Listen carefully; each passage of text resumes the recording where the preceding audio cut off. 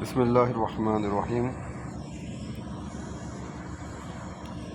وزیر اعظم عمران خان کا سعودی اخبار میں مضمون شائع ہوا ہے جس میں انہوں نے کہا کہ اسلامی تعاون تنظیم کا مطلب اتحاد، انصاف اور ترقی ہے۔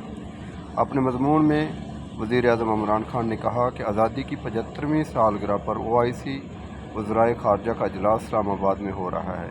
اس موقع پر OIC اجلاس مسلمانوں کی یکجہتی کا غیر معمولی مظاہرہ ہے۔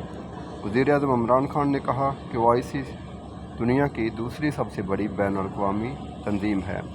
OIC عالم اسلام کی اجتماعی آواز کی نمائندگی کرتی ہے۔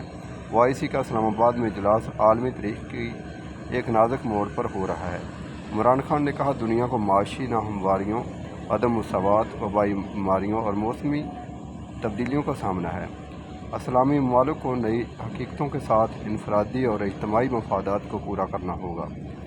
اسلامی ممالک کو اپنے اصولوں پر قائم رہنا ہوگا۔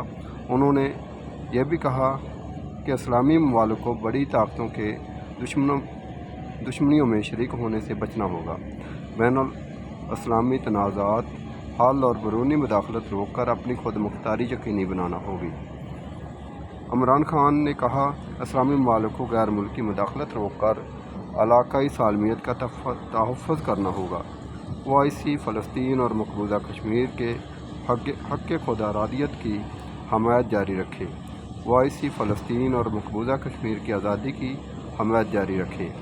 ان کا کہنا تھا کہ بھارت کی مقبوضہ کشمیر کے تشخص پر ڈال کر آبادی کا تناسب بدلنے کی کوشش ناکام ہوگی۔ جنوبی ایشیا کا امن و مسئلہ کشمیر کے اقوام متحدہ کی قراردادوں کے مطابق حل پر منحصر ہے۔ پاکستان بھارت سمیت تمام پڑوسیوں کے ساتھ دوستانہ تعلقات چاہتا ہے۔ وزیر اعظم نے کہا کہ پاکستان اور کشمیریوں سے مخلصانہ اور نتیجہ خیز مذاکرات کے لیے بھارت سازگار حالات بنائے۔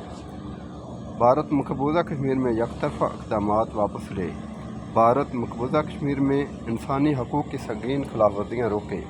عمران خان نے کہا 40 سال بعد افغانستان اور خطے میں امن و سلامتی کی بحالی کا حقیقی موقع آیا ہے۔ افغانستان میں انسانی بحران اور معاشی تباہی روکنے کے لیے اجتماعی کام کرنا چاہیے۔